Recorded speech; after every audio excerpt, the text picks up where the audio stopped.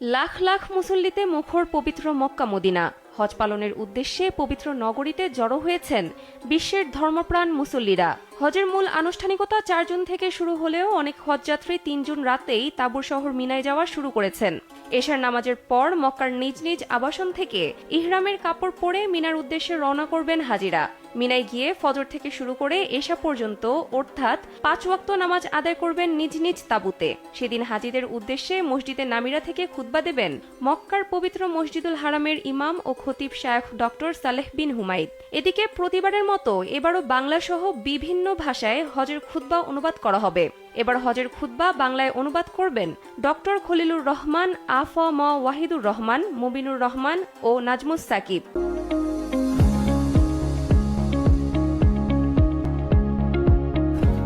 তারা ৪ জনই বাংলাদেশি।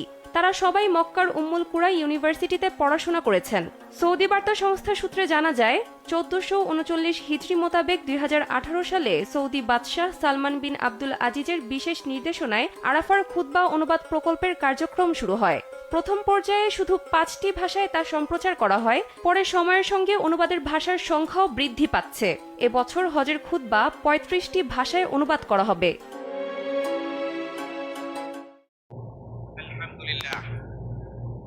সমস্ত প্রশংসা আল্লাহ তাআলার, যিনি প্রজ্ঞাময়, সকল বিষয়ে ওয়াকিবহাল, মহাজ্ঞানী, সর্বশক্তিমান। তিনি দিনকে রাত দ্বারা আচ্ছাদিত করেন। তারা একে অন্যকে দ্রুত গতিতে অনুসরণ করে।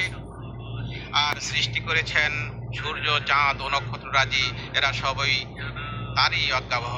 জেনে রেখো, সৃষ্টির একমাত্র কর্তা তিনি, তার হুকুমের একমাত্র মালিকও তিনি। যালিকুমুল্লাহু রাব্বুকুম লা ইলাহা ইল্লা হুয়া খালিকু কুল্লি শাই। তিনি আল্লাহ, তোমাদের রব, তিনি ছাড়া কোনো সত্য ইলাহ নেই। তিনি সবকিছুর স্রষ্টা, অতএব তোমরা তারই ইবাদত করো। তিনি হলেন সমস্ত বিষয়ের তত্ত্বাবধায়ক। সৃষ্টির জন্য রহমত স্বরূপ এবং তাদের অবস্থার সংশোধনের লক্ষ্যে তিনি আল কোরআন নাজিল করেছেন। কিতাবুন উহকিমাত আয়াতুহু সুম্মা ফুসসিলাত মিন লাদুন হাকিমিন খাবীর। এটি এমন কিতাব যার আয়াতসমূহ সুদৃঢ়, অতঃপর সবিস্তারে ব্যাখ্যাকৃত মহাজ্ঞানী রব্বুল আলামিনের পক্ষ থেকে।